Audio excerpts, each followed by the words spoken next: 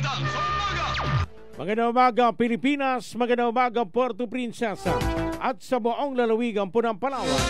Para sa malaking misyon at mas malawak na paglilingkod sa bayan, narito na ho ang ating pong mga balita sa oras na ito.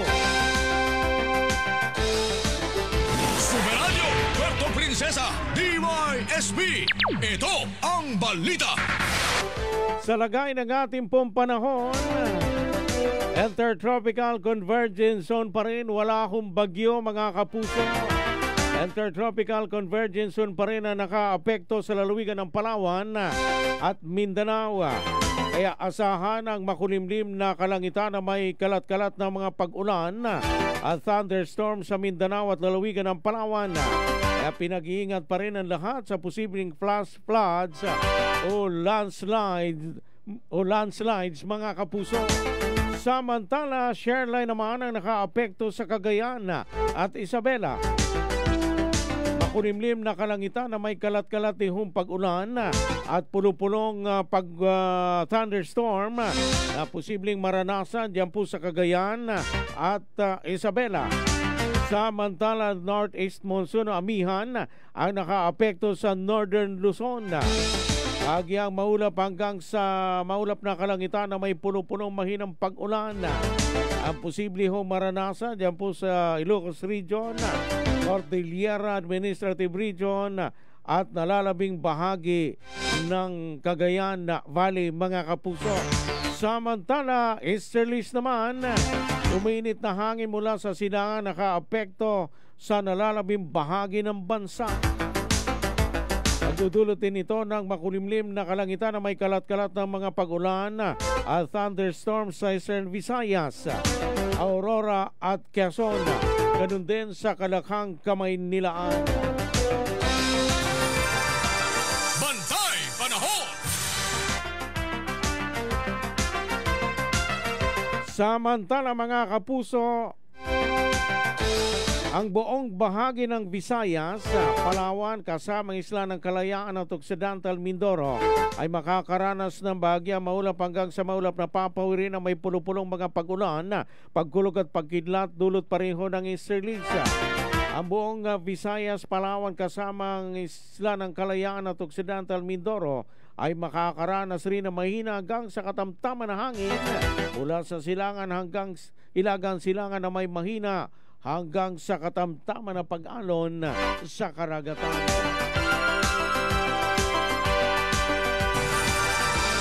Bantay Panahon. Samantala mga kapuso sa iba pang balita, panukalang pondo ng Puerto Princesa City sa susunod na taon na nagkakahalaga ng higit sa 6.5 bilyong piso lusot na sa ikalawang pagbasa sa Sangguniang Panglungsod. Super Radio Local News. Alamin ho natin ang detalye ng balitang yan, si Super Wilmar Abraya. Sa detalye ng balita, paso!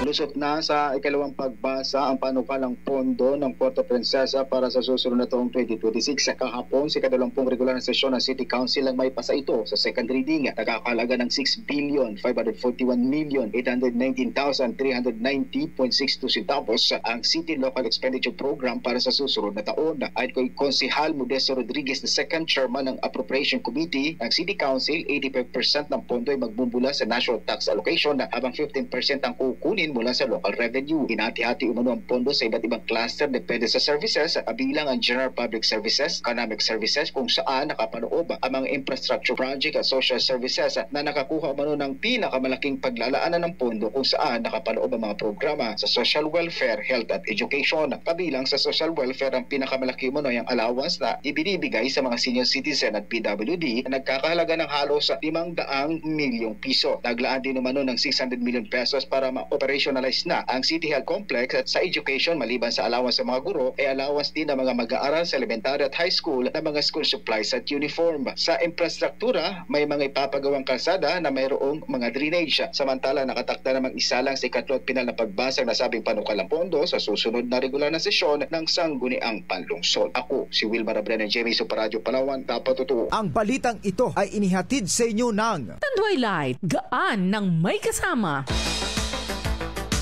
Alas 5:48 ho ng umaga. Samantala mga kaibigan, COMELEC nagbabala laban ho sa picking online appointment system para sa voters registration. Super Radio Local News. Alamin ho natin ang detalye ng balitang yan si Super JB Juanic. Sa detalye ho ng balita, pasok!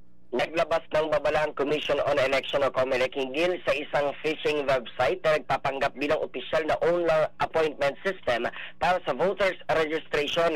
Ayon sa COMELEC, ang kumakalat na Google Form at InstaPay QR code na nagsosolicit ng impormasyon at bayad ay hindi otorisado at walang kaugnayan sa komisyon. Binigyan din ng COMELEC na libre ang lahat ng proseso ng pagpaparehistro at hindi sila kailanman humihingi ng anumang bayad. Pinapayuhan din ang publiko na huwag i-click ang naturang link at umiwas sa pagbibigay ng personal na datos kabilang na ang pangalan, email at petsa ng kapanganakan. Ayon sa ehensya, maaaring magamit ang impormasyong ito sa identify theft at iba pang uri ng online fraud. Hinimok ng COMELEC ang publiko na maging mapanuri sa mga online announcements at iwasan ang pakikipagtransaksyon sa mga hindi beripikadong portal. Pinayuhan din ang publiko na sumangguni lamang sa opisyal na website at verified social media accounts ng komisyon para sa tamang impormasyon at lehitimong serbisyo. Ako, si JB Juanic ng GMA Super Radio Palawan, dapat totoo. Alas 5:50 na ho ng umaga mga kapuso. Kayo'y patuloy pa rin po nakikinig sa Super Balita sa Umaga numero 2. Kayo'y nakikinig sa Super Balita sa Umaga. Samantala mga kaibigan, sa iba pang balita, DepEd Secretary Juan Edgardo Sani Angara bumisita sa Palawan National School. Super Radio Local News. Alamin ho natin ang detalye ng balitang yan si Super Wilmar Abreu.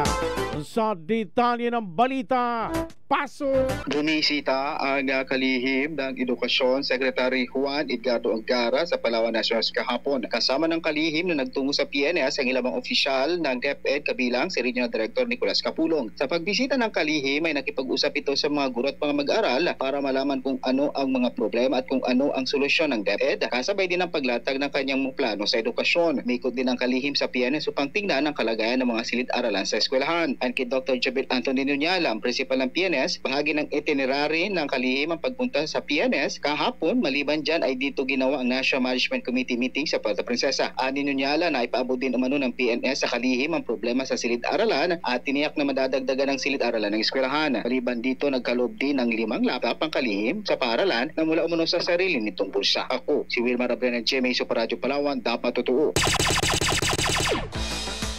Alas 5:51 na ho ng umaga.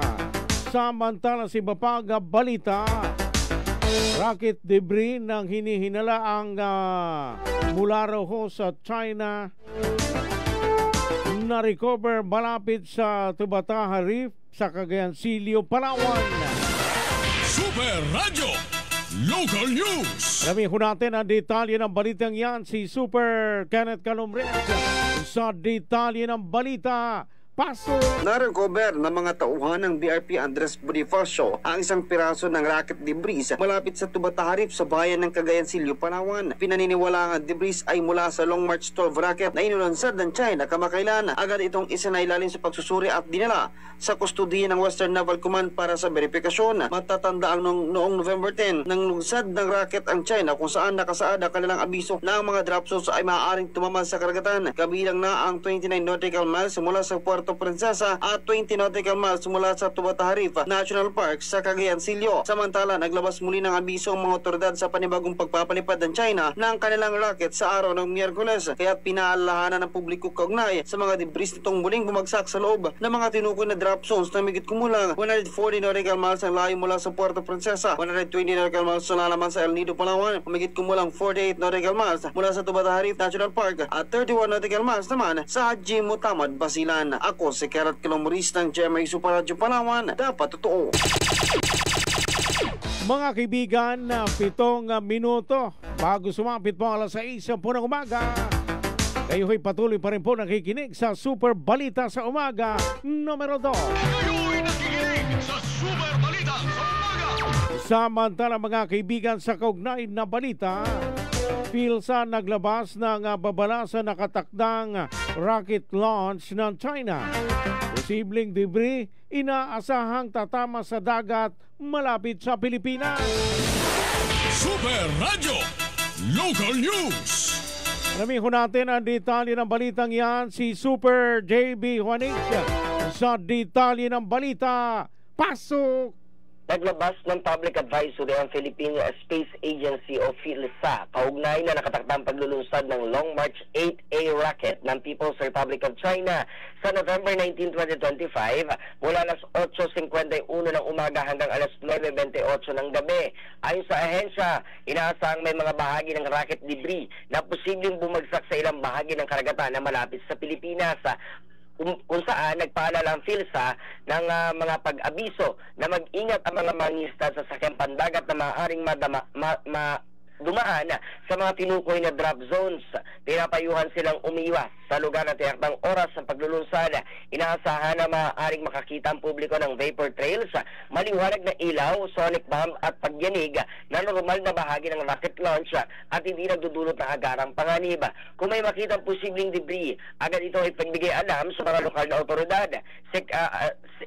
Stricto ring ipinagbabawal na lapitan o kunin na anumang piraso ng debris dahil maaari ito naglalaman ng nakakalasong sangkapa gaya ng rocket fuel o pagkolekta nito, at ang pagkolekta nito ay dapat isagawa lamang ng mga otoridad na may tamang PPE. Ayon sa PhilSA, mga parte ng rocket ay inaasahang babagsak sa mga drop zone na 120 nautical miles mula El Nido, Palawan, 140 nautical miles mula sa Puerto Princesa City, Palawan, 48 nautical miles mula sa Tubataharipa National Park at 31 nautical miles mula sa Haji Mutamad, Basilan. Tiniyak ng ehensya na hindi inaasahang tatama sa anumang lupain o tinitirhang lugar sa Pilipinas ang nasabing debris. Bagamat nasa dagat ang drop zone, na natili ang panganib sa mga barko, bangkang pangisda at iba pang sasakyang maaaring makadaan sa lugar habang bumabagsak ang mga bahagi ng rocket. May posibilidad rin na lumutang ang ilang debris at mapadpad sa kalapit na baybayin makalipas ang ilang panahon. Ako, si JB Wanich ng GMA Super Radio Palawan. Dapat totoo. Samantala mga kaibigan, punta naman ho natin ang balita mula kay Super Wilmar Abraya. Ito pong City Council ng Puerto Princesa inihiling sa Land Transportation Office o LTO na luwagan yung pong panghuli ng traffic violator at magpatupad ng warning first policy para sa mga minor violators. Alamin ho natin ang detalye ng balitang yan, si Super Wilmar Abraya sa detalye ng balita. Pasok!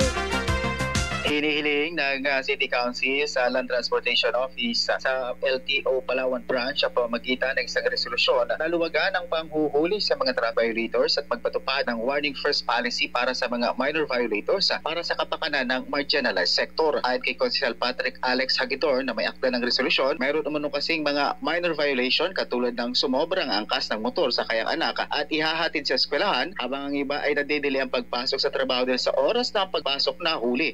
na sana ayon sa konsehal ay mapagbigyan ang mga first-time offender at hindi naman major violation. Ayon naman kay Konsehal Luis Mercado III, kawawa umano ang mga nakamotor kung bakit mainit umano ang mata ng LTO sa mga nakamotor. At kapag nasa kalsada ay mga nakamotor lagi ang pinapara. Kaugnay nito, mapila naman si Konsehal Eleuterios Idwalino na may sama rin sa resolusyon na hilingin na wala munang manghuhuli mula alas 6 ng umaga hanggang alas 9 ng umaga at wala sanang huhulihan sa hapon naman ng alas 3 hanggang alas 6 ng gabi upang mabigyan ng window hours para masundo ang mga bata at makauwi ang mga nag-uupisina. Ako, si Wilmar Abreno Jimmy sa Paradyo Palawan, dapat totoo.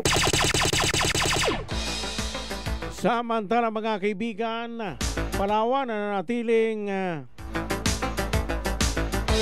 red tide free ayon po sa BFAR Mimaropa.